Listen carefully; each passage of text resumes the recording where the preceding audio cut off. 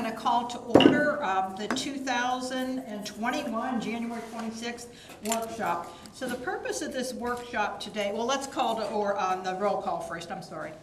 Mayor Miller, Yes. Vice Mayor Lindauer, Present. Councilmember Barton, Here. Councilmember Frizzalone, Yeah. Councilmember Place. Here.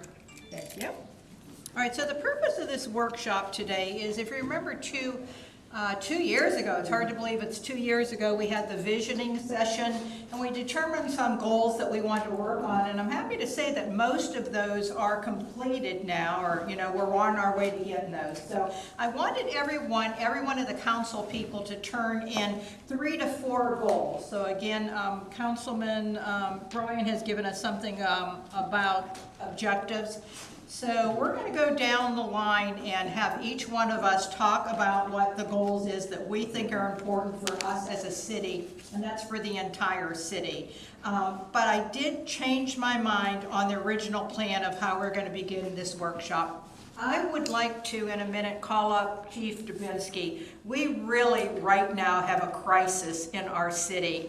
It just happened to be, and I did not even know about this. I turned my goals in back at the beginning of December when I first announced this, and one of the goals that I talked about, and that's our public safety department vacancies. I had a call with the mayors that day, and everyone was talking about how they just had a lot of vacancies, they were losing officers, and the county was looking at the same thing too. So right now, our crisis is that not only do we have to recruit, we also have to come up with a plan for retention. So Chief, can you take just a couple of minutes and let us know what's going on in your department, please? Sure. Chief, as soon as I'm healthy. Yeah. Hey, we could use you. All right. So, I find myself in a very unusual situation. Is it on or not? I don't know. Yes, it's on. So I find myself in an unusual situation. I've been in this business for 42 years. Never, ever have I seen anything like this. It's like a perfect storm. So what we have is we have a media onslaught against the police, which around the country, not here, fortunately, but around the country, and people are starting to turn away from wanting to be police officers. So that's the first problem. Second problem is, as the years have gone by, more and more people are getting to retirement age, and I'm losing quite a few officers, excuse me, this year to retirement, last year and this year.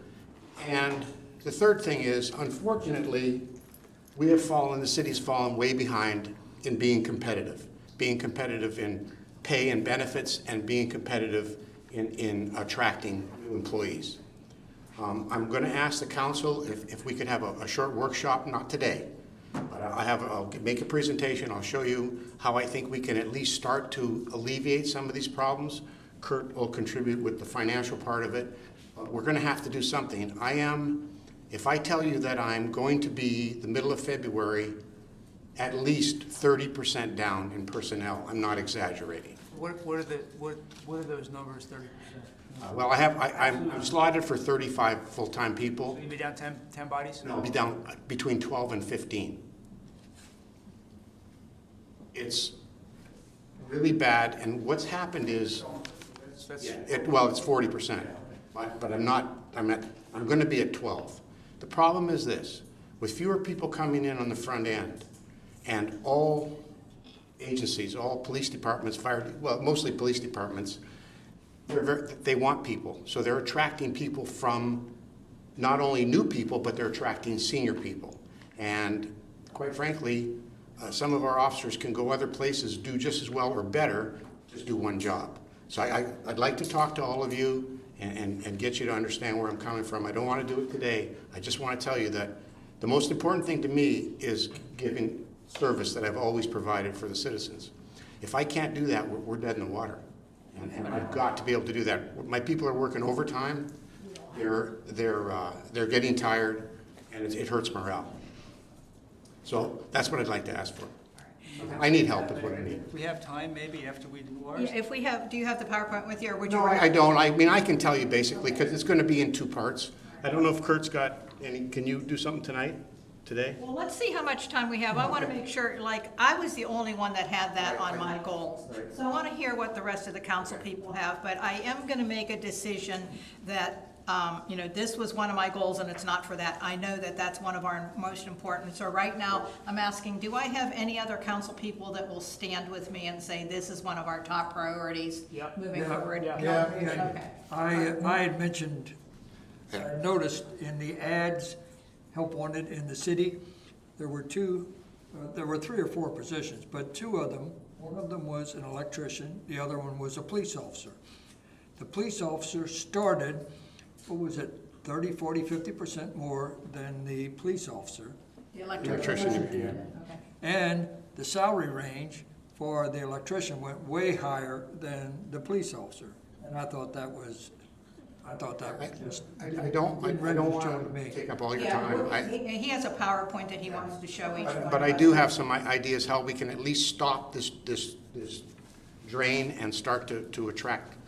I have to hire quality people, or we're just gonna get, I just cannot lower my standards to have people. Everybody here, they understand what we do and how we do it, and it's been this way for a long, long time. What's the reason people are leaving, Chief?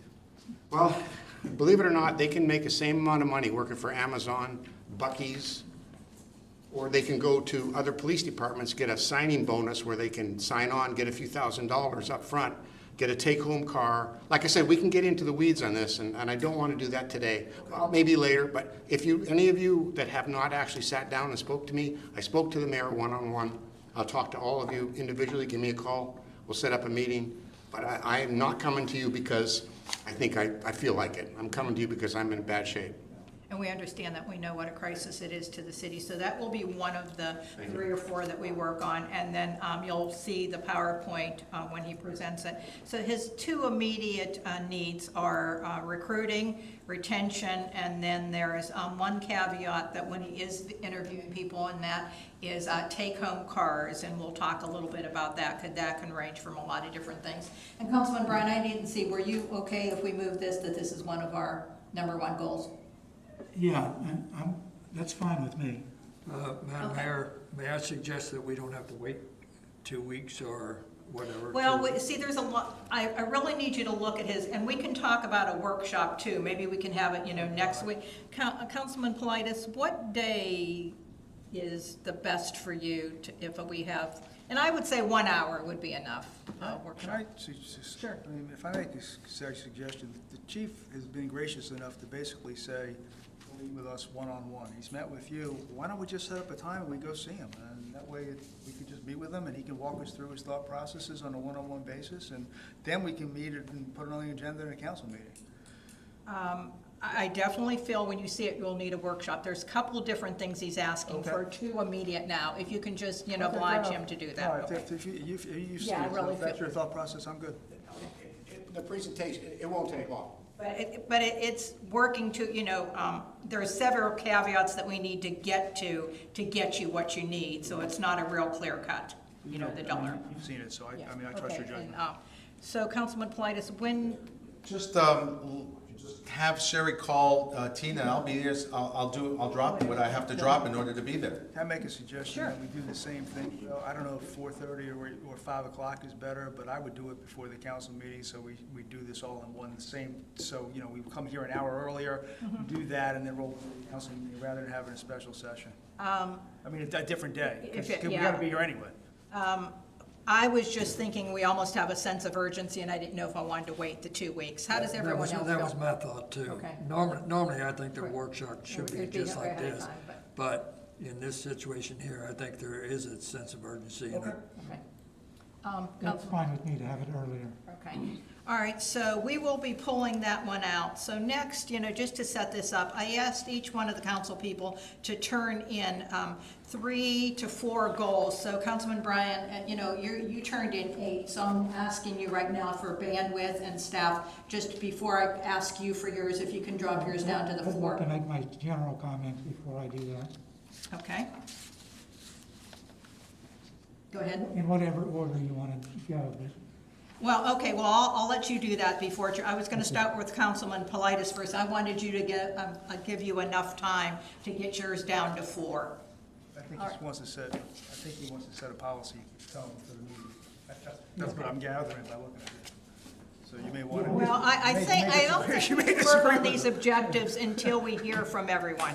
because mine are in a different format than everyone else's. So once we decide, okay, these are the 3 to 4 we're gonna work on, then we have to say, what is a goal, what is an objective, who's responsible for it, so I agree with that. So I'd like to hear from everyone on what theirs were, and then I want the rest of us to ask questions. So Councilman Politis, I want you to go over your couple and tell us why you feel that way. Did you get feedback from the residents? So if you go over your, I believe you have 3. To say the least, my 3 are the hotels and some of the color choices and the condition of those hotels. And I get a lot of it from business people here in the community, tourists who visit, and people who live here, and also other residents of other cities that drive through. They say it's such a charming city and you spend so much money to bury all the cable under the ground and beautiful streetscaping. And then you see some of the mom and pops hotels, and that's dovetails into number 2, where some of the independent hotels, and I know it's a tough time asking people to do things, but there's exposed rust, there's broken concrete, there's a lack of some adequate landscaping. It just looks horrific. Those were the ones, and code enforcement has criteria, but anyway, that was what I threw out from the people that have consistently told me the same thing from all different types of speakers. Okay, Fred, do you want to step up a minute? Because, I think this does fall into probably into Gwen's territory, is that correct?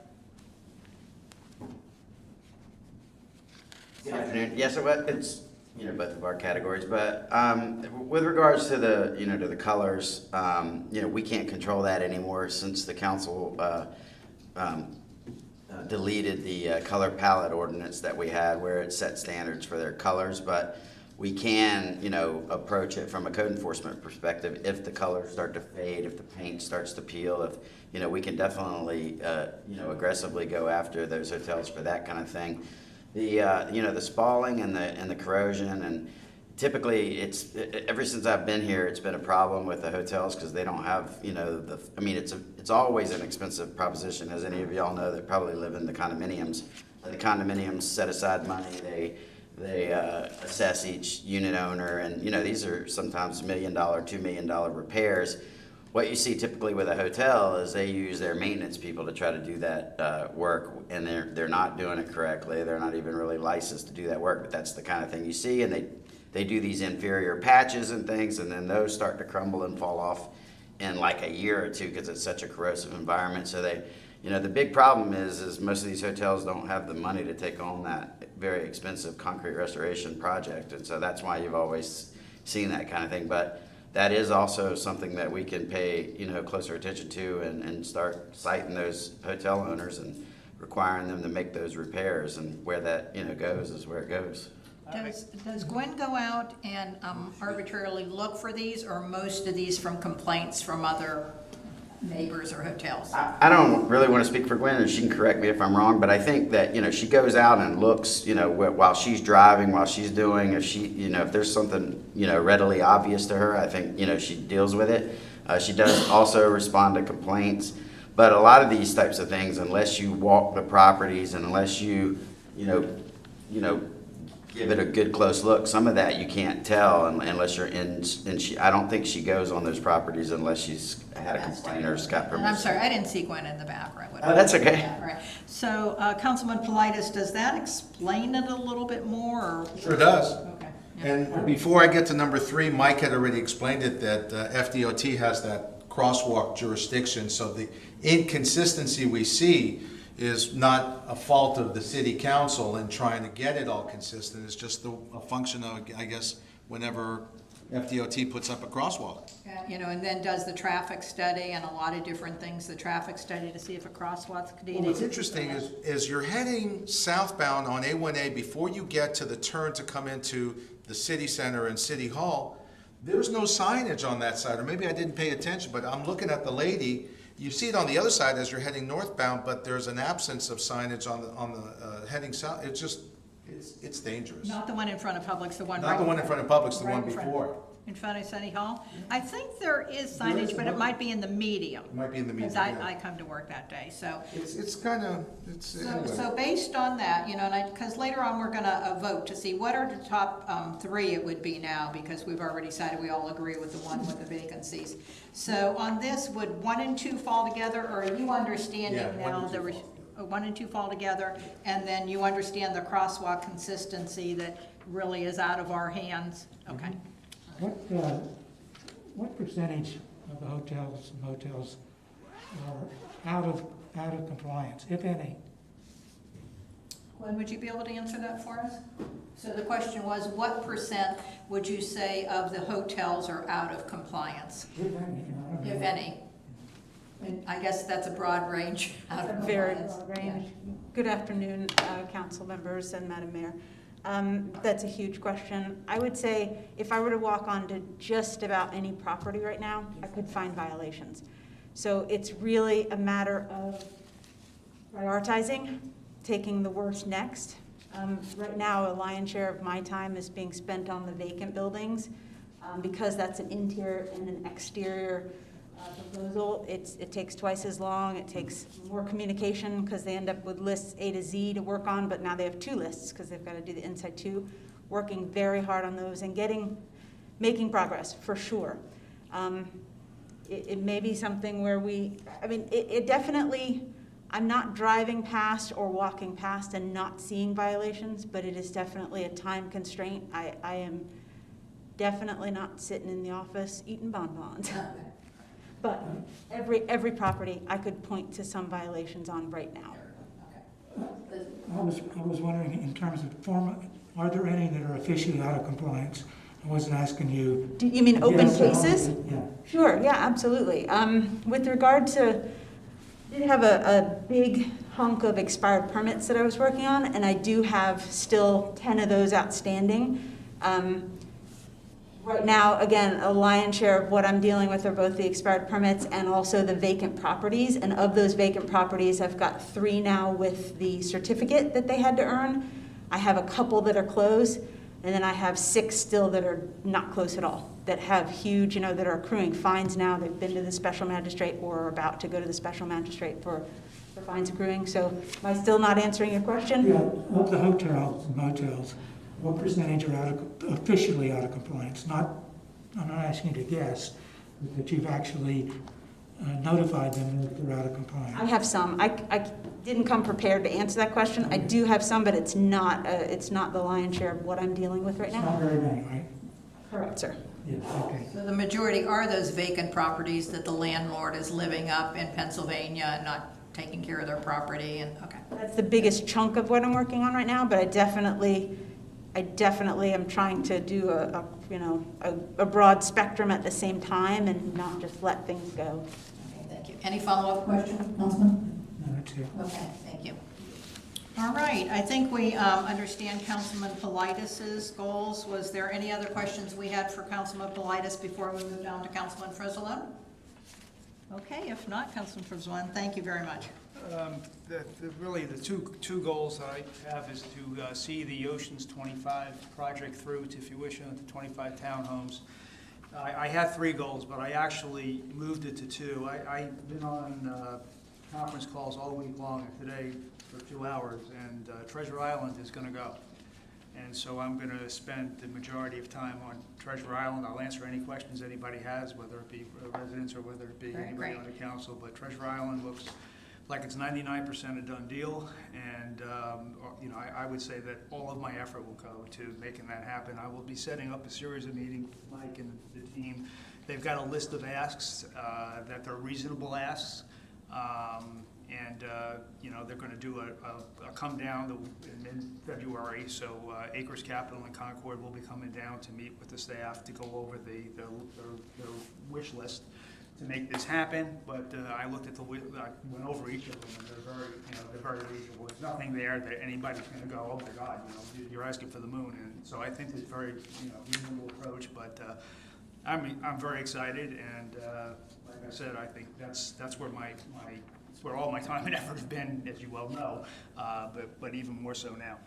Well, you have been doing a fantastic job on that. So as far as a city goal or something we would need the staff to work on, would it be fair to say what you are doing with the assistance from staff, if we just march forward on that path, it would be enough that we don't have to include this in one of our overall goals?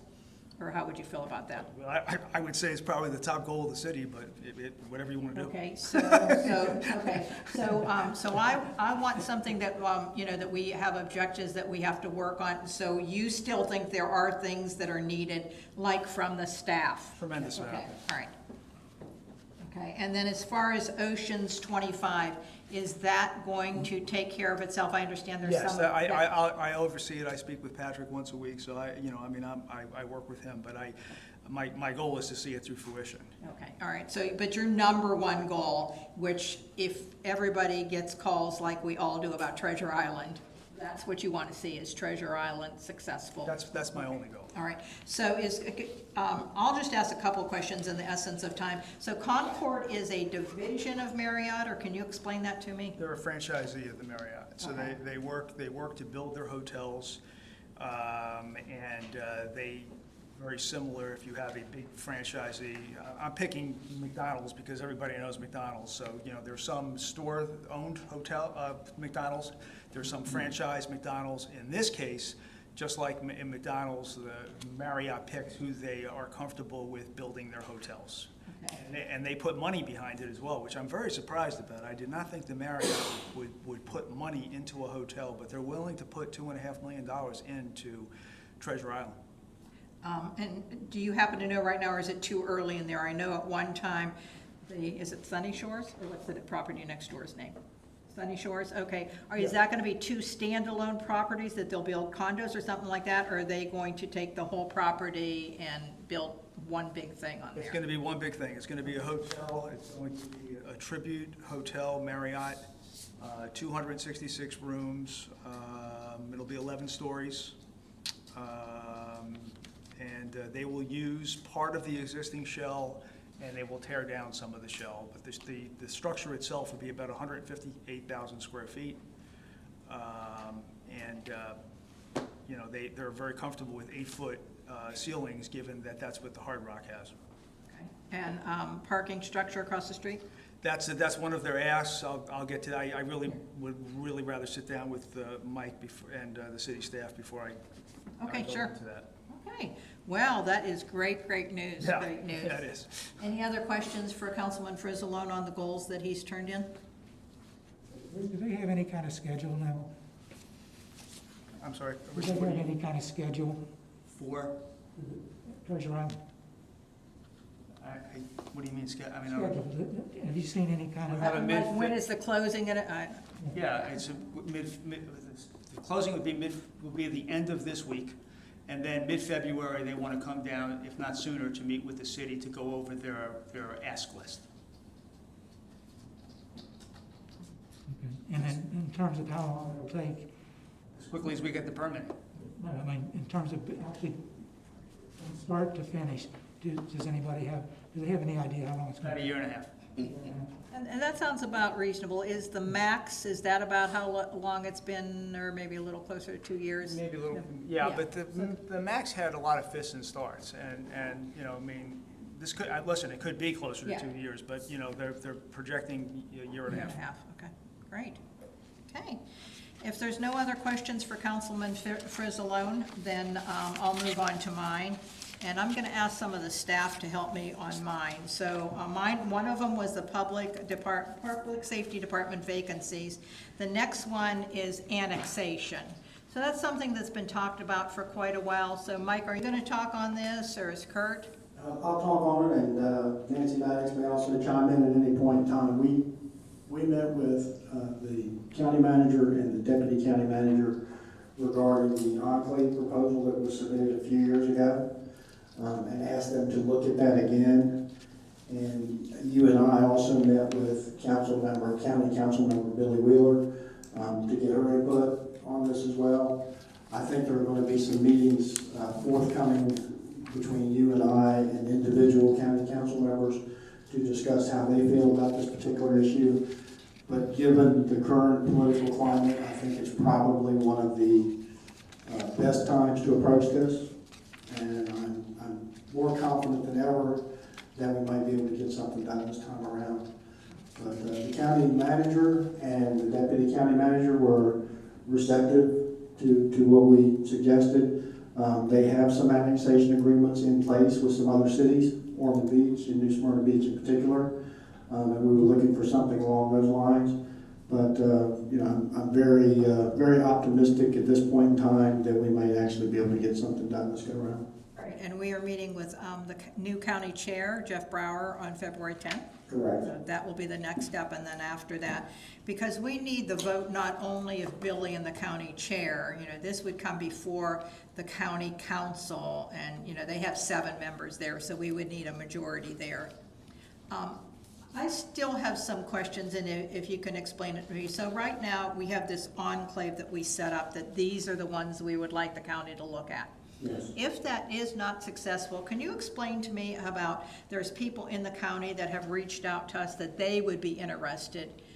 So if this doesn't work out with the enclave, explain to me how we reach out to those people. If a property is contiguous, we can reach out on an individual basis and annex properties 1 by 1 or 2 by 2, however that, you know, would work out.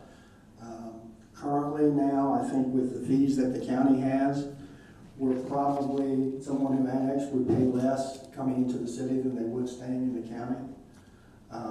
But yes, you can, I don't want to say pick them off because it's not really what we're doing, but approach people one-on-one and do it one or 2 properties at a time. So if we choose this as one of our goals, we could have a committee that, And typically we have done that. We've had a committee, years and years ago, there was a committee for annexation. And one of the perks that we had, because you have to have a survey to come into the county, the city agreed to pay for the survey of the Great. individual properties. okay. And can we do this in conjunction? Could we, if the county does or does not approve the enclaves, at the same time, could we reach out to other people, or would that be only if they say no to them? You could do both simultaneously. In order to avoid any confusion, you might want to wait until we feel out the county council to see what they're going to do, but there's nothing that would prohibit us from doing them congruently. Okay. How many units or houses are involved in the enclave? It was about 40-something, and the initial proposal was in the 60s, I believe, wasn't it, Stuart? And then now it's narrowed down to about 44, 45? 45. And how many houses are could potentially join DBS if everybody wanted to? The ones that would be contiguous, I don't know what that number is. I've heard numbers like 140 in the past. Does that sound reasonable? Or? No, it doesn't. I don't think there's that many. We've never done an analysis. I don't think it's that many. Okay. So again, I want to start out, when I explain my goals, I know that, you know, most of these, except for the one for the vacancies, are not something that we might accomplish in 2 months or 6 months or even by the end of the year. These are goals that I want to see us start to work on, write down action plans if this one would be accepted as one of our goals marching forward. So, you know, might begin in 2021, but might not end up until 2022. So the next thing is the sewer redundancy. So Fred, could you come and explain this? So, you know, the overview I think that you gave me is that we have one sewer line from Daytona Beach Shores to Port Orange, and if anything would happen to that, if you could go from there, please. Absolutely. So let me just real quickly describe our system, what we have. We have a collection and transmission system and so we pump currently to Port Orange where they treat our sewage. You know, water on the north side of the city comes from Daytona, water on the south side comes from Port Orange. So, but with regards to, and our system basically consists of about 100,000 or so linear feet of force main, actually opposite, about 50,000 feet of force main and about 100,000 linear feet of gravity lines. And of that, in there, we probably have like 500 and something manholes. But a force main is, you know, coming from a station, it's under pressure. And those are the lines that, you know, have been, I don't want to say neglected, but you can't get to them. They're always under pressure. You can't work on them, whereas we're able to get in and camera gravity lines and stuff. But back to the redundancy issue, in the old days, probably when I first started here, everything was pumped to Daytona instead of Port Orange. So everything pumped north of the city and then across the river to Bethune Point. Right around 87 and 88, the city decided to reverse flow, and they worked out a deal with Port Orange, and so they reversed the flow, and started pumping to Port Orange, but we kept the redundancy. In the case of an emergency, we could turn some valves and redirect flow, like if there was a problem with the Port Orange line like we had a year and a half ago or so, and we were completely shut down, and we had to use trucks to pump all night, and it was a big ordeal.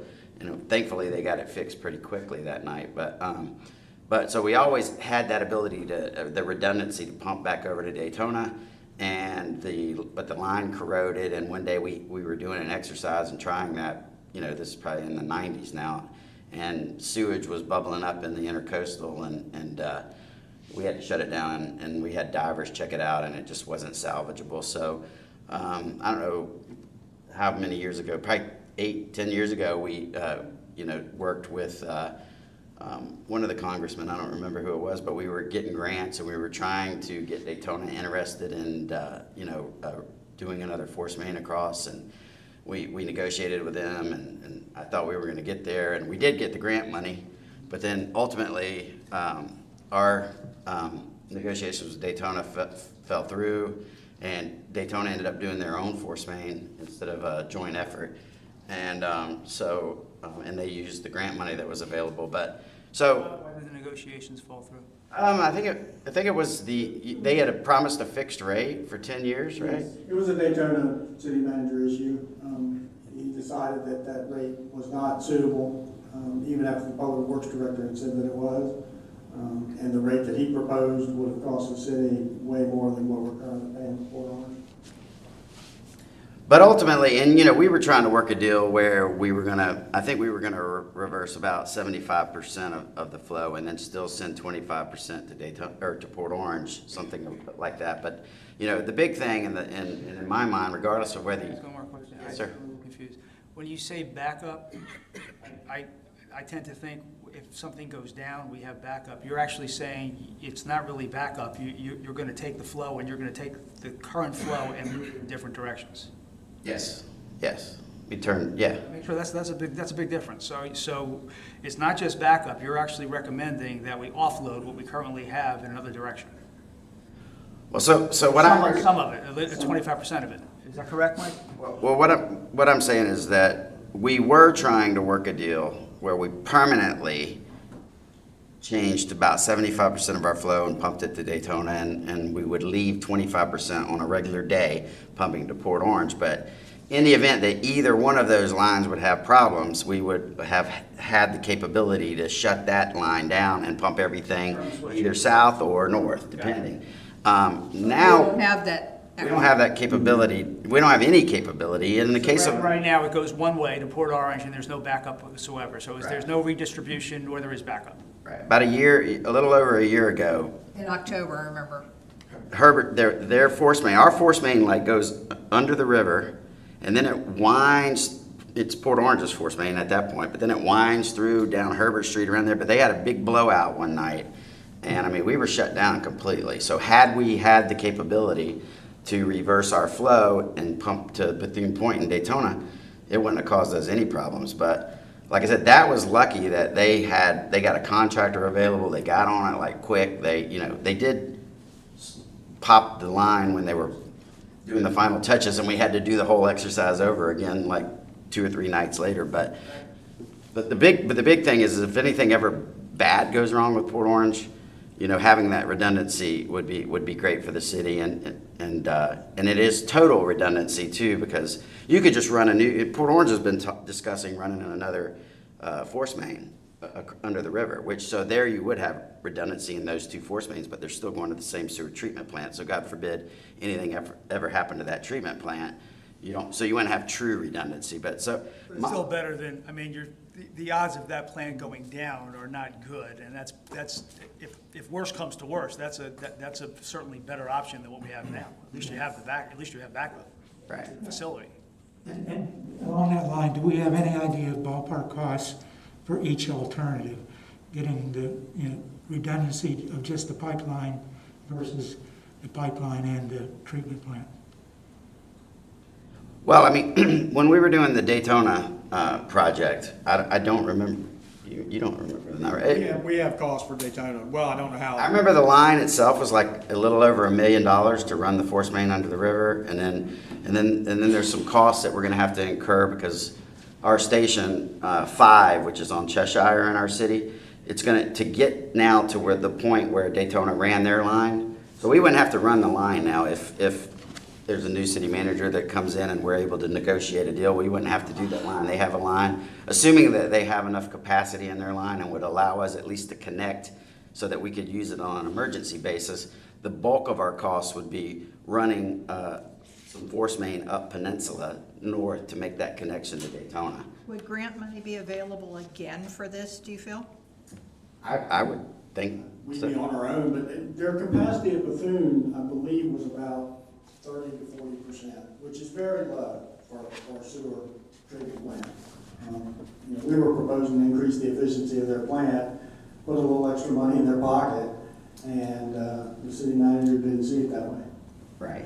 And I do know that there's also another movement afoot, or I've been hearing stirrings, and maybe you can correct, or tell us, Mike, but I know that there is some thought about Ponce Inlet and the shores and, doing a new line across Port Orange Way too. But, for me, it would be great to have a new line with Port Orange, and it would be great to, at least for an emergency, connect to Daytona's force main and have that capability if we needed it.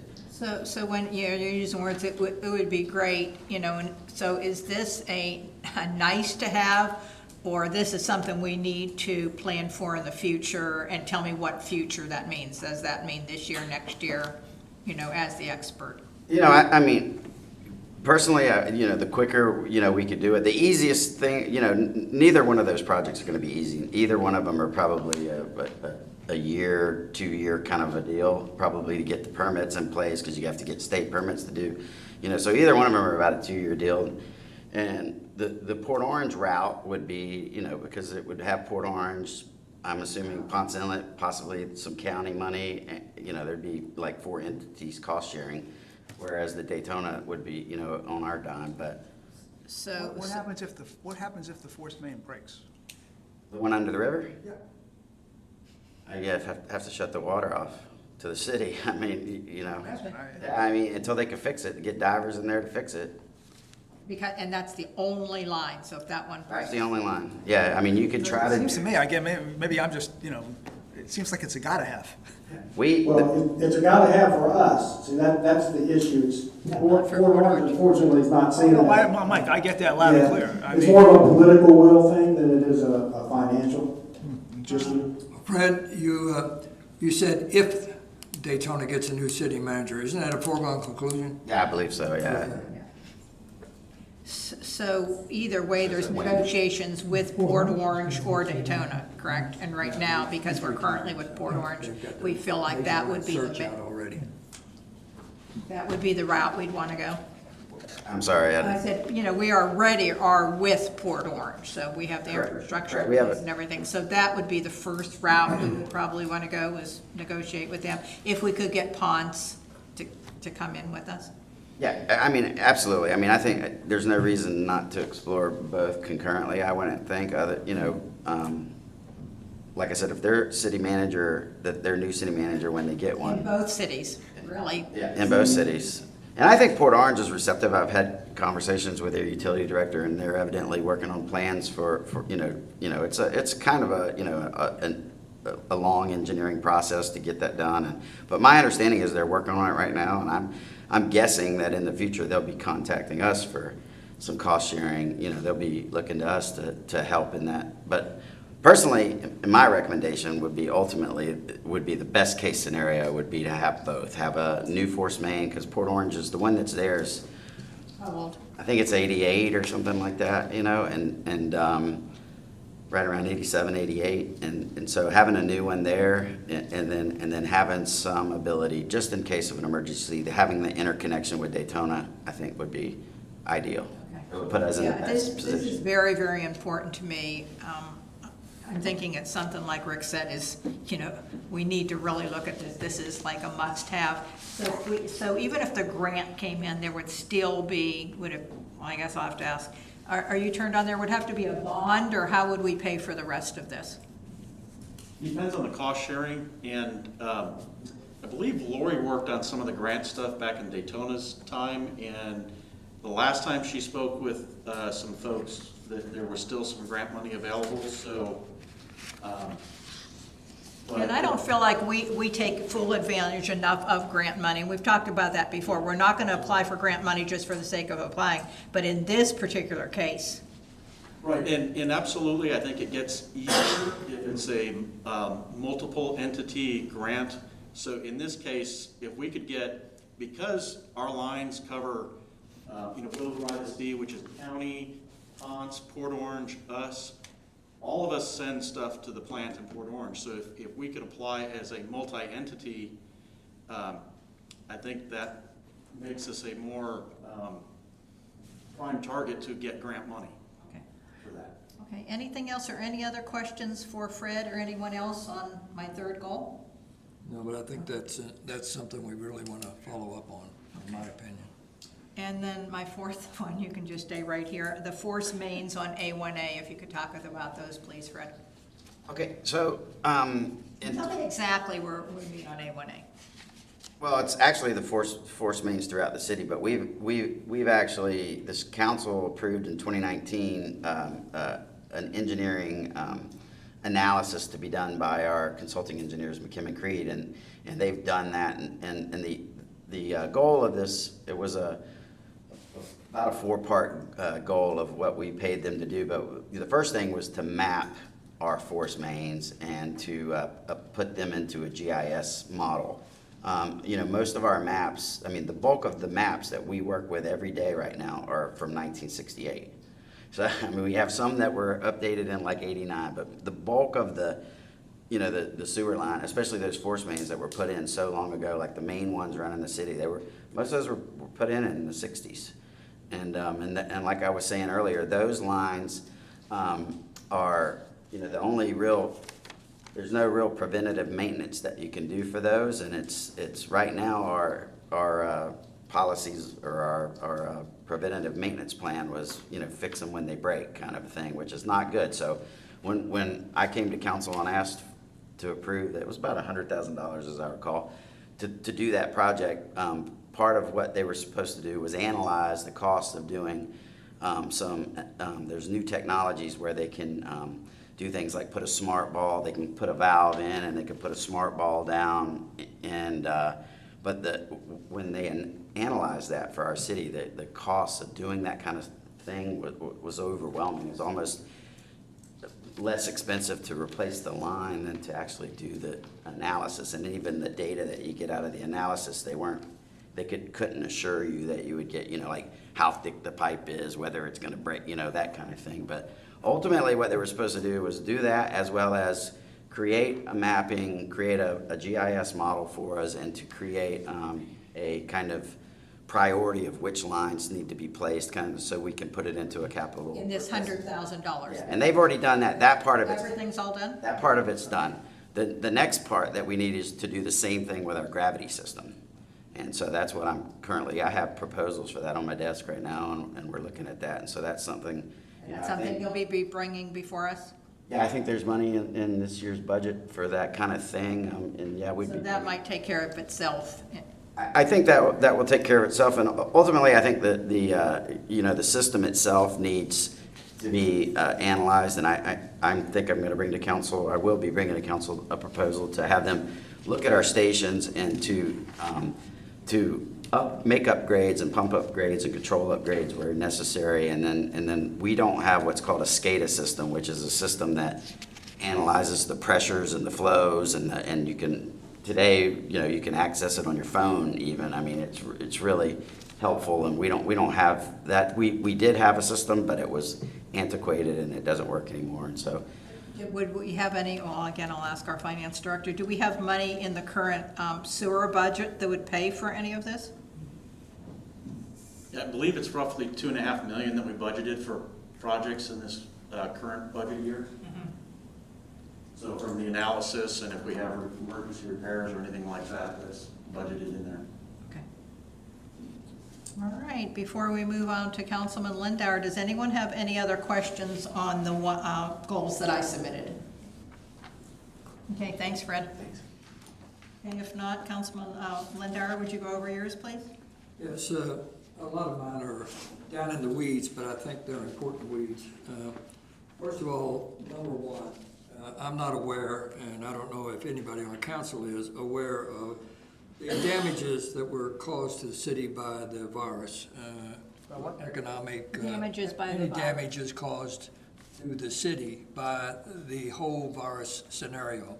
Can I ask you to clarify that when you say cause to the city? Are you talking about our city in particular, some of our businesses, our residents? Yes, I'm talking about the overall, the big picture, looking at how much revenue we've lost, if we've lost any, what the lasting effects of that revenue loss are, what kind of impact has it had on our small businesses, and is there something that we want to look at to see if there's a way that we can make sure that they don't all go down.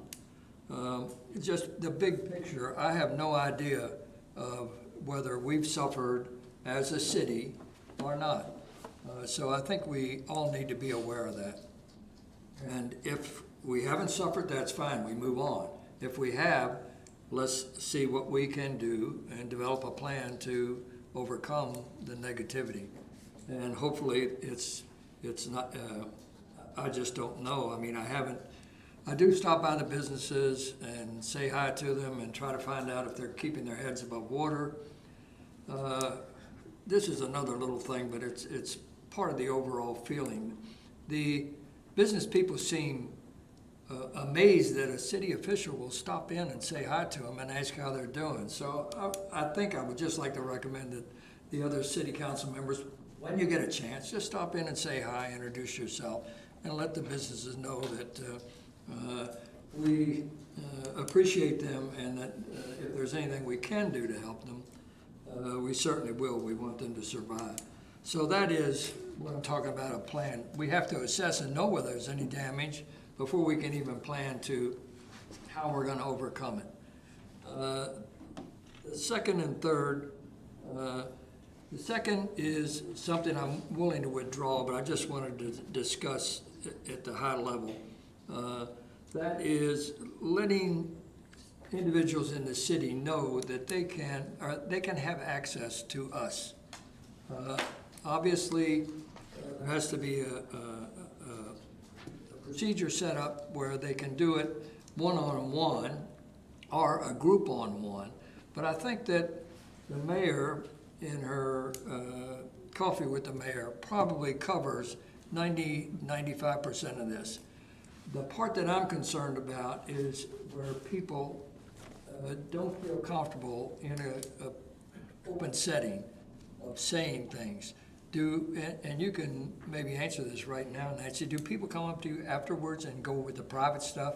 They do, and then if not, and again, sometimes I have 3 or 4 people waiting in line, and I want to be conscious of them. I'll give them my card and just say, set up an appointment and come and see me. Okay, good. So basically, the people know that they can. I just wanted to make sure that in a public setting like you had, where people felt like they couldn't say certain things, but that they could say one-on-one. But if they're able to do that. They are, and then, in the Pelican too, I think every one of our names is listed with our cell phone numbers and our email addresses. And we've all gotten those emails that come to either one of us or all of us, that we all try and respond to. So I'm hoping that they feel comfortable with that. Well, but there's, I certainly can put that back out again, speak at the next coffee, speaking for all of the council. If you have any problems, reach out to one of us. I withdraw that.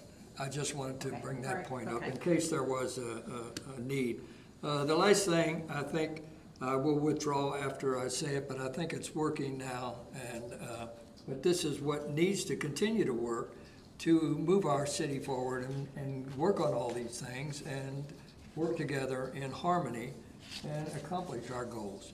So I will withdraw number 3, which says continue to work together as a council and not be disagreeable or make it personal when we disagree. Accept the will of the majority and move on to working on the next issue. So I'll withdraw that after. Okay.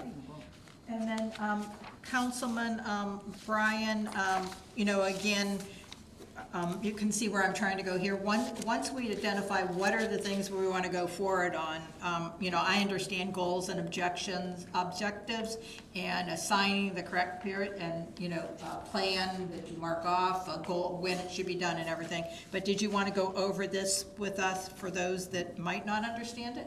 Well, I hope everybody understands it. I mean, I assumed that we would do that, even though I was the only one that actually put names beside each objective. As a city council, we can only make assignments to ourselves, the city attorney, or the city manager.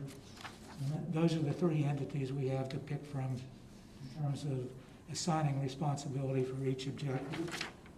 I don't think we should, given the size of our budget, I don't think we should arbitrarily say some small number of objectives is all we're capable of doing.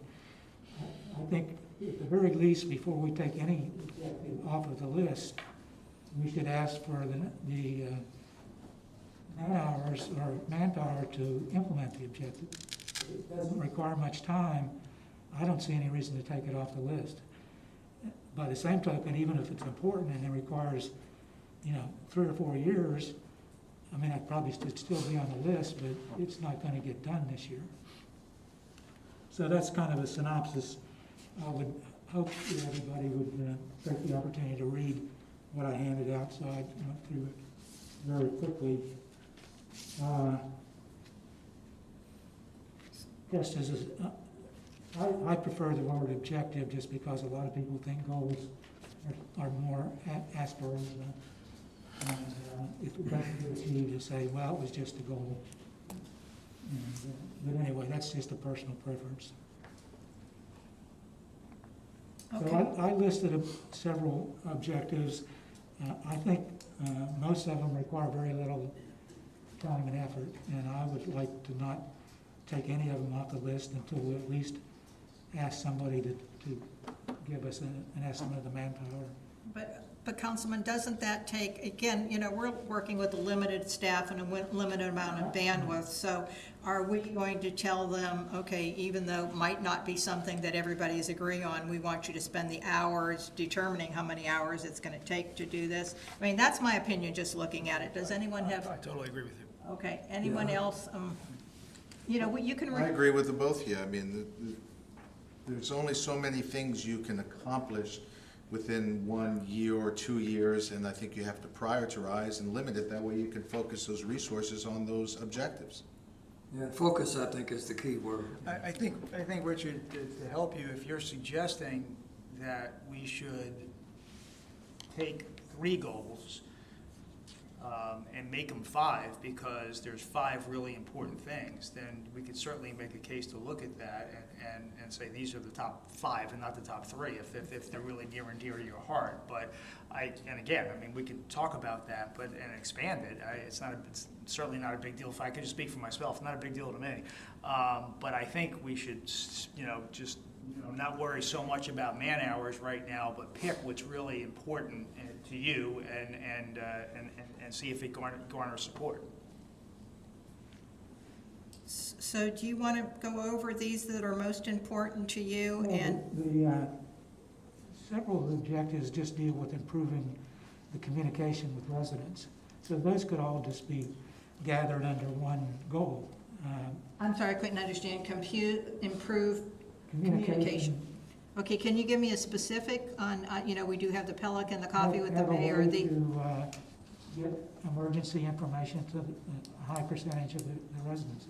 And tell me what, like, emergency do you mean? Like when the vaccines are coming out, when the. I just divided it up into emergency and non-emergency, just because. Can you talk into your mic? I'm sorry, I can't hear you with the mask on. Okay, so clarify to me. I divided it up between emergency and non-emergency just as an arbitrary, because there may be some people that don't want to get non-emergency messages, but we have a large percentage of our population that live in condos. So I think we could very easily implement a system whereby we send messages to an email address that we generate for the and that gets sent to all the residents in that condominium. So that's something that I think accomplishes improving the communication, and it's something that doesn't, I think we can walk and chew gum at the same time, and it doesn't require a lot of time and effort. And I think it's not as important as Treasure Island, but it's still, I don't know, Treasure Island might not even require a lot of man hours on our part either, so, It's gonna require a tremendous amount from the city staff, I can tell you that right now. but, so. In particular, like in Fred and. So anyway, it may require a lot of man hours, but. I don't know how many man hours, but it's gonna, to the city staff is gonna, I mean, they have that's a lot of work Yeah. for them. Okay. But anyway, the point was that even if it's a lot more important and it does require a lot more man hours, there's no reason why this other thing can't be done because it's not very difficult. And I think as far as the residents are concerned, it's very important. Can you give me, like I said again, I feel like we have this Avenue City Council, I have coffee with the mayor, we have constant contact, we have the Pelican. So give me an example of a emergency, that we would need to reach them that would not be. Boil water emergencies. What we do now is we send a fax out, and they put it on the door. We don't communicate with most of the residents. I think our constant contact list may be 500 people. I think to Nancy's point though, what specific mechanism, she's drawing a lot of mechanisms to draw from, so what mechanism are you suggesting? I'm not saying that you're wrong. I'm saying how it's one thing to state that you want something done. Can I finish, please? To state something that you want done. It's an admirable goal. You want to communicate with the residents. The question is, what do you want to do? Well, I spelled the mechanisms out, but I'll go over it. Since we have such a large percentage of our residents that live in condos, most condos have a CAM, and most of those CAMs maintain a pretty thorough email list. So we could generate emails for the CAM and send messages, be they emergency or non-emergency, and some people, and it also solves, that particular mechanism solves the problem of people that don't want their emails to be public. And can I interrupt you right there and ask our city manager, Mike, do I not have, We do does that now. Jam has a CAM list and she asks it to always be updated, and if there is anything like that, she sends it to every single CAM she has on record. Yeah, if she's there, if it's a weekend, and I don't know how many CAMs actually do that, but, Good point. Okay, so if it is that important on the weekend and Jan is not there, Fred, like boiler emergency, I'm sure we'd contact the News Journal, put it out, put it on the stations. What else would you do for that type of emergency? Yeah, I mean. All right, but something similar to that, just. Well, obviously, we get to public safety, they put it on their social media, we put it on the city's social media, and then we use the constant contact list, and then what, it depends on if it's an isolated area, we could use door hangers or that kind of thing, but typically that's what Daytona or Port Orange would do in the case of a water main break. They send out notices. We put those on all our our social media sites, and then they do door hangers and that kind of thing to let the people know. So, and we would do a similar thing, in the case of if there were a sewer backup or people were going to be out of service, we would, And I feel like we have something in place. Could we improve upon it? Absolutely. So, I'll take that and, we'll look at to see maybe how we can improve on that. We're not doing public comment during workshop, I'm sorry, but, if you have it if you can wait till, okay, thank you. and the flip side of that is the ability to poll our residents on returning a little of the people. That one I have to, think about. I mean, I've heard, so much about polls, about how accurate they are and things like that. I know you've spoke about that before, about polls. They're probably more accurate than just guessing how people feel. Well, one of the problems is, you're well aware, I'm sure, is in polls, it all depends on how you word the question, how you can skew the results. So you need a real professional to even decide what was impartial. Well, we talked about the rule, we're saying we don't really have a mechanism. Well, let's, let me get with David, or Mike, if you could get with David and see if there's a way on our website, if we did conduct a poll. Could you take that one, please, and please look. I don't think that's anything that I want one of our big overreaching. We can. Okay. We can do that now. Okay. Do you want to go on to the next one, Rich? I want to make sure that we save about 10 minutes at the end for us to come to a consensus on which one of the goals we want as our overreaching goal. So which one on this list? The other one was we started this job of revising the charter 2 or 3 years ago. And it's just been hanging out there. I think we should finish it up. Attorney Carey, can you tell us where we are on that charter? I know Becky was working on it and was not. Wade? Yeah, so. Tell us where we are on that, please. Wade is our firm's charter expert. He's done charter review for a number of cities and counties in Florida. Most recently, he did the recent charter review for Alachua County that went on the ballot this past November. And if this is something you want to move forward with, oh, we definitely do. He would come in for a series of meetings to determine what substantive areas you want to amend in the charter. And then, come up with ballot language and everything. We would need to start, or probably be in a pretty good position to finish around, so we need to start probably this summer at the latest, because you need time to create the ballot questions, and then it needs to, the supervisor election has a time frame in order to get it on the ballot.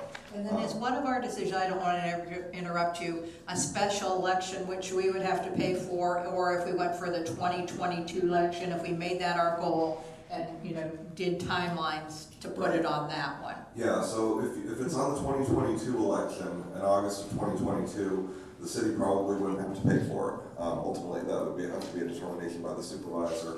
But typically, they've allowed charter questions to go on the ballot without charging cities.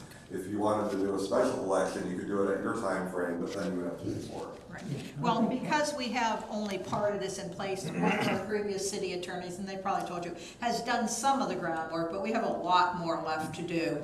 So I think we've all agreed that regardless of the goals that we set here, that every one of us have said, yes, we do need that. So, whether Mike needs to talk to Becky or you or whatever, I hope, is everyone in concurrence that that's one of the things we talked about several times? Yes. Okay, great. But thanks for bringing it up again. Two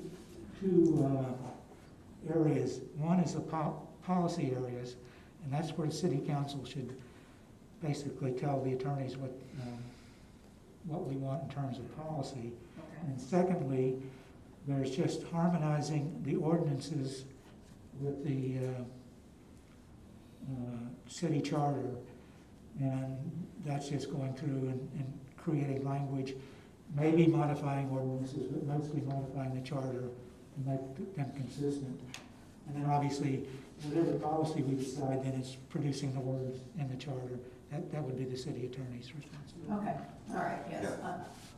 And we're fully capable and ready to step in and shepherd that process if that's something we get direction to move forward on. And I think a special election is only on the order of $4,000 or $5,000. So I don't consider, if that's true, that's what it was in the past.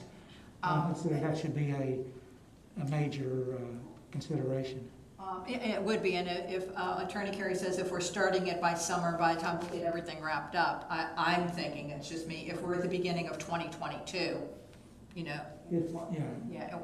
why not wait till then? But we can see at that time, and if it is only $4,000 or $5,000, then that is something we can look at. Lonnie has done a lot of work. I don't know what percentage it is, and he's produced a lot of words anyway. Mm-hmm. And the last one I do want to pull out before we go on to everyone, you had this in here about the vaccine, and I think if we had our residents in here, every one of them would probably say that's what is utmost on their mind right now. I fully understand this, that's 90%. I would love to be able to meet that goal, love.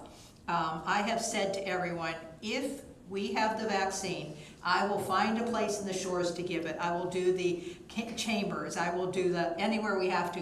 Reverend Bob has offered the drive-in church.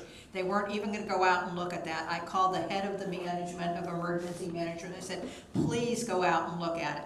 They did go out and look at it. They figured they could do about 600 or 800 a day, but then lo and behold, what happened was the state changed the way that they're doing it. So the state is running it now, and they're only gonna have one county location in every county. Because the Volusia County Fairgrounds was already vetted, things were signed there, that's what they're gonna do for the immediate time. I mean, there was a chance, because I was very upset we didn't have one on the east side. You know, maybe the Speedway, I'm not promising that in April. So that's where we're at right now. So we have people that will give the shots, we have locations, we have everything we need except the vaccine. So this one, I would love to be able to say. Yeah, I mean, I think, as far as the residents are concerned, I think they would consider this probably the most important. Oh, they certainly would, you know, and if there was a thing that I could do, I don't know how many calls you get a day, I usually get 10 to 12 that I have to tell people there's nothing I can do. Let me just, if we had the mechanism in place of communicating with most of the residents that I mentioned before, one of the proactive things we could do is every time we found out there was going to be a sign up, we could let all the residents know. And secondly, another thing we could do to be proactive is a lot of the older residents, or some of the older, I don't know what percentage, are not facile enough with computers to compete on, you know, with everybody else and get an appointment. I was gonna mention that tonight at the city council meeting, you know, like almost adopt a neighbor. If you have older people in your condo, in your neighborhood that you know are not computer savvy, please reach out to them, you know, and be a good neighbor and offer to wait those 1.5 to 2 hours online. So, all right. The city itself could be proactive in terms of helping to organize volunteers and even maybe staff to help. That's two things that we could do to be proactive. Okay. All right, do you have anyone in your building? Like, you know, I've reached out to my neighbors and said, you know, give me your information and I will try and get online for you. Do you have someone in your building that is? We seem to have a pretty high percentage of people that have been able to get one. Great. But I don't know. We always, when I make a statement like that, it's based on a fairly small sample size. That's all. I'm so sorry. I turned off one and not the other. And it's being risk. Okay, and we have a hard stop at 5:45. There are refreshments for city council out there at 5:45. But can we go back then, Councilman Politis? So, you know, going back to your goals, and, you know, to Richard's point, if it's something that won't take much time, you know, let's go ahead with that. So are you down to, after we've heard from Gwen and then you know about the FDOT, is there anything that you feel passionate about that you say, I want this? No, I'm gonna save my vote for Rick Frizzalone's priority with the Treasure Island. I think that's a really hard goal and I mean an achievable goal, but one that's gonna require resources. So I would yield my vote to Rick's selection. Okay, great. I'm good. Okay, all right, so, you know, Rick with the Treasure Island, and to his point, so right now it would be a very, you know, I worked on that a little bit, not much at all, but I know they're gonna ask for easements and so many different things, and to be real honest with you, if it was just any, and I'm probably, let me say I'm speaking for myself alone. If it was any other property coming in and they were asking for this, this, and this, we would probably hold firm and say, no, no way. But Treasure Island, I think we're gonna be more lenient, you know, and able to offer more things than we did to anybody else that would be coming in there. So, you know, we'll need a partnership to work on that too. So I think that's really one of the ones that we wanna move forward on. So going on to mine, we've already decided we're definitely going to work on the vacancies. I would like to be able, you know, the force mains, I think after we talk to Fred, we can kind of take that off. But I really would like to keep the sewer redundancy and the annexation in there. Do I have any objections on that? I totally agree. No, you want to do something or try and put things in place before it becomes an emergency. I mean, they could talk to, you know, people at Ponce Inlet, see if they can make a joint presentation to Port Orange and start running a line. Absolutely. I think that's got to go on the list. Okay. Well, I think that knowing Don Burnett, Mayor of Port Orange, that we have a friend there, a reasonable person, yeah. Okay, so Mel, on yours looks like after we discussed everything, and, I'm not quite sure again about, a plan or how to assess. So maybe, you can get with someone on staff to assess the virus damage. I don't really know right now. I know people who are on, not having a lot of business. I'm not sure if anyone has gone bankrupt or gone out of business, but maybe we would have a way, I don't know if Stuart or maybe Shannon would know with the business tax receipts. Well, there's two levels there. The main level that I'm concerned about to start with is the city, the impact on the city. Have we lost tax revenue? Have we lost things that really matter to the city? Or is this just short term and it looks like it's going to come back and we're going to be okay? That's the main thrust. The other part I'll take care of, assessing the business and so forth. So I just want to know at the high level, did we lose a lot of revenue? Are we going to lose a lot of revenue in the future? What is the impact? When does it look like we might recover from? And what do we have to put in place to make sure that we do recover whatever we lost, or make adjustments in our spending to compensate for it? So it may end up being nothing, which would be great, but it's kind of hard to believe that it hasn't impacted the city in some way. Okay, Kurt, so maybe at the next meeting, do you have an answer for that? Now, I know we're able to go to rollback, so I don't think we're that far down, but go ahead, you tell us what you feel. Right now, initially, I'm not seeing anything major at this point, but that's because in last year's budget, the items that, like tax collections, not ad valorem, but sales tax, et cetera, if you remember, we took those down around, I believe it was 20% already over the prior year's budget in anticipation of those shortfalls. So the existing budget, as of now, is we're on pace. So but it is going to be less in certain areas, mostly the stuff that the state collects. But part of that also is we collect that on average 2 months behind. So what we would be collecting in this month is really November's numbers. So for the fiscal year, there's not a lot of information there on certain things. But our overall, like property tax collections, we're on pace where we have been in years past.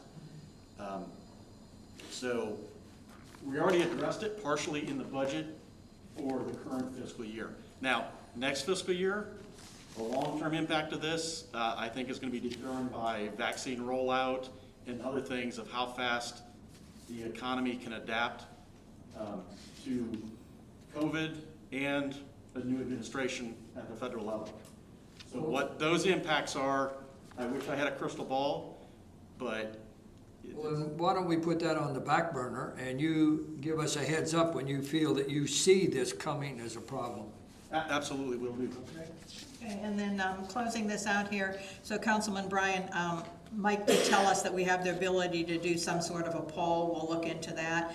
I want to try to expand that constant contact. Every time I'm at coffee with the mayor, I'm passing those out again and ask them to please keep them with their neighbor. So we'll try and get as many as we can in there. I think Attorney Carey has said that he will march forward on the charter review. And the emergency, should take care of itself with the way that Fred explained what we do if we do have emergencies. So if there's nothing else, I really do want to see what we can do as quickly as possible for the chief. So can you look at your calendars? Today's Tuesday, the 26th. Can anyone do anything next Monday, Tuesday, or do we need to call Tina first and then get back to the rest of us with a couple dates, Mike? No, let me see. If we have to do it Monday, I'll do it Monday. Okay, and Chief, are you saying an hour will be enough time? Plenty of time. Okay. Plenty. The next Monday is February 1st. you have time even, in you're not playing tennis? No, I'm not playing tennis. So even. Plenty of We usually try and work around guy. Councilman Frizzle's Poor guy. tennis, but, I don't know if you ever take an hour during the day, or, I'll make the time. How or about switch- lunch? That way he Yeah. can come for lunch. Whatever time you want on Monday, I can make myself available. Okay, Sherry or Mike, do you have anything on your calendar? Not for the first. It's actually Groundhog Day. Wow, okay. No, that's Tuesday, never mind. All right, so Chief, is Monday okay with you? And what time would you Any go? day, anytime. Okay. Fine. Do we want to say, noon on Monday? That would be better for Sarah, him. just make sure you call Tina's, because I'll forget. Noon on Monday? Getting okay? close to that age. I think I'm at that age. Is it okay with you? Yes. No doctors. Okay, Richard? Okay, all right, Attorney Carey? Yeah, well, All right, well, if there's nothing else, I think, sure. Just to go back when, and just, no, you can stay there. I just, a thought on the hotels, and I, We need her for public record to come. oh, you do? Okay. I'm sorry, Gwen, we do need you for public record to be on here. I'm And- sorry. And Fred is just at 30,000 feet, I think the issue is, the difference is code violation versus something that doesn't look nice, like the CVS sign that was down that you had to go. So I think Mike's point is very well taken about real estate agents, other people who are driving down here who are seeing signage that's deteriorating, rust on the back of the buildings, particularly if you walk the beach. There is a feel of a lack of upkeep. And somewhere, and I don't know what the answer is because I don't have it, but somewhere between code violation versus, hey, your paint is peeling, it's rusting out, things don't look good. What are you planning to do to help beautify your building? I know, and your point is really well taken, and so is Fred's about the condominiums. Certainly, Palmabella, Marabella, that, you get assessed, you get budget, it's taken care of. At 30,000 feet, perhaps you and Fred and Mike can sit down and say, hey, you know what, it's a fine line, but it's still important, and maybe we can do something to encourage beautification of the hotels and property that maybe not be in code violation. Okay, and just a thought, and we can, maybe I can talk to you about it too. We do have that beautification board that we put 2 more people on, and they've never met. So maybe we can talk about that. I don't know if that falls into their wheelhouse, like Councilman Frizzleon, like, but we do have that beautification, so maybe just, like Councilman Frizzleon said, no violations, but just pretty it up and spruce it up a little bit. And generally, if it's not pretty, it is in violation. It's just that every property does have violations. It's a simple man-hour. Point is well taken, though. If you're in the real estate business and you are looking to get more money for a condo, the last thing you want to see is buildings left and right or hotels left and right that are in, deteriorating position, because the potential buyer is going to look and go, hey, I don't know if I want to live here. So I just throw that out as basically saying, it's something to take. Certainly, it doesn't have to be a specific goal that we have to address, but somewhere along the lines, I think we have to make sure that people are, to the mayor's point, beautifying their buildings. Absolutely. I made 5 calls about that exact thing today, just from one drive. Hey, I noticed that you have this going on and it looks terrible. Can you do? Yep, I'll do it right now. So I am definitely in that kind of contact with people. It's a man-hour thing. I'm open to, I would say one thing too. Anytime somebody complains to you, please, please, please, have you called Gwen? Because all of these things I'm not hearing about. And yes, I should see them, but I've got a lot of squeaky wheels right now. 5.5 miles. What's that? 5.5 miles. I've got a lot of squeaky wheels right now, though, and so I'm out dealing with light issues and glare issues and things that are a little bit inconvenient. Ask them, please, always, have you called Gwen? And I would love to make other people's priorities just by their. Very well said, Gwen. Okay, thank you. Hey, we're going to take a 10-minute break. We'll be back at 6 o'clock. The workshop's adjourned. Not your lunch, huh?